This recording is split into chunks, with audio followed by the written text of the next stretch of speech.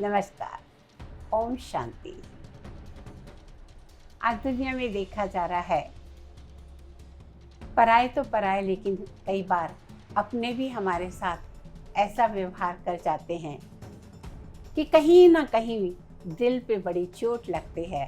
कहते कि इसने तो मेरी आत्मा को दुखा दिया। अगर कोई दूसरा कहता है तो उसको हम माफ कर देते हैं। कहते हैं कि चलो भाई, उससे हमारा कौन सा संबंध है, गया तो गया, बात गई, रात गई, बात गई, खत्म करो। लेकिन कोई अपना, और होता भी है, इट इज बट नेचुरल कि अपना कहे तो बहुत दुख होता है। एक सुनार की दुकान, एक लोहार की दुकान बाजू बाजू में थी। एक दिन लोहार लोहा पीट रहा था। लोहा पीटते पीटते एक लोहे का टुकड़ा टूटा और बाजू के दुकान में जाके सुनार की दुकान पे गिर पड़ा। लोहे के टुकड़े को देखकर सोने के टुकड़े ने कहा, भैया अच्छा हुआ आ गए।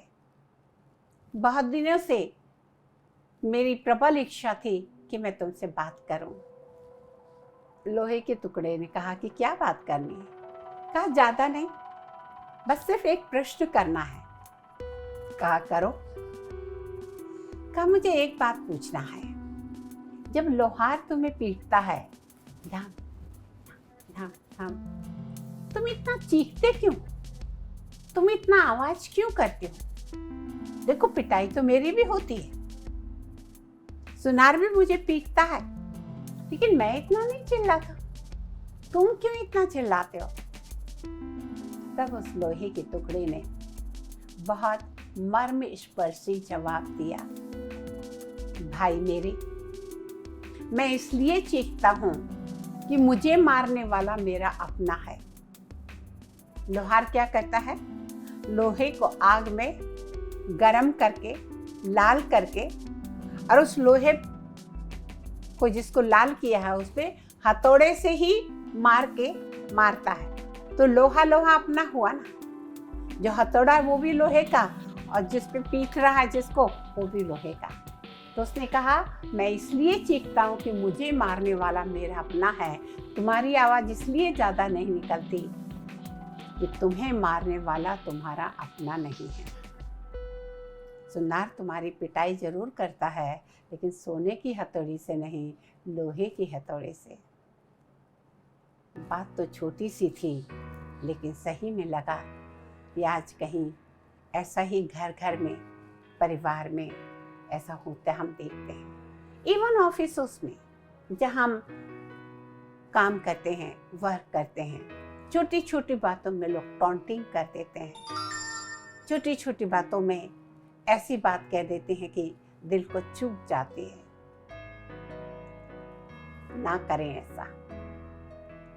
जो बीज हम बोएंगे उसका फल तो हमें वही मिलेगा। धान बोए हैं तो कुछ और नहीं निकलेगा। बेर बोए हैं, एप्पल नहीं निकलेंगे।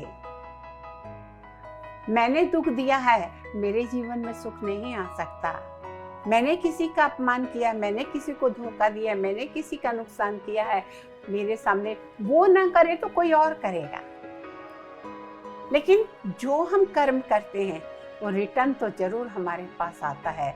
क्या हम अपने जीवन में चाहते हैं कोई हमारा दिल दुखाए, कोई हमारा अपमान करे, कोई हमें धोखा दे, कोई हमारी इंसल्ट करे? कोई नहीं चाहता। अगर हम अपने लिए नहीं चाहते तो हम दूसरे के साथ ऐसे कैसे कर सकते हैं? चेक करिए, हमारे बोल से अगर किसी को दुख पहुंचा है, तुरंत उस व्यक्ति से सॉरी, माफी मांग लीजिए। उससे भी मांग लीजिए, उस परमपिता परमात्मा से भी कहिए, हे ईश्वर, मुझसे ये गलती हुई, आज मुझे क्षमा कर दें। आगे से मैं ध्यान रखूंगा कि मैं किसी का दिल ना दुखाऊं। क्योंकि आज इंसान धन से दुखी नहीं है, आज इंसान मन से ज्यादा दुखी है। और मन दुखी क्यों है? लोगों के व्यवहार से। मन दुखी क्यों है? क्योंकि मन में हर आत्मा के प्रति शुभ भावना और शुभकामना नहीं है। जिनसे हमारा स्वार्थ होता है वो भले ही पराए हों, उनके साथ हमारा व्यवहार बहुत अच्छा होता है। और जिनके साथ हमारा स्वार्थ ना हो, तो आज तो देखा गया है बच्चे अपने माँ बाप को भी वृद्धाश्रम में छोड़ के चले आते हैं। अगर हमने ऐसे किए तो हमारे बच्चे भी तो देख रहे हैं ना, वो भी तो हमारे साथ वैसे कर सकते हैं। आवश्यकता है इंसानियत की, आवश्यकता है अपनेपन की, आवश्यकता है स्नेह की, आवश्यकता है प्रेम की, आवश्यकता है आध्यात्मिकता की। वो आध्यात्मिकता जो आपको ये ज्ञान देती है कि हम सब आत्माएं एक ईश्वर की संतान हैं, और अगर एक ईश्वर के संतान हैं तो हम कहीं न कहीं आपस में एक ही ईश्वर के बच्चे होने के नाते शरीर के संबंध अलग हैं, लेकिन आत्मा के नाते हम भाई भाई हैं, भाई बहन हैं। तो कोई भाई अपनी बहन को या कोई बहन अपने भाई को दुख कैसे दे सकती है, अपमान कैसे कर सकती है, किसी का अहित कैसे कर सकते हैं।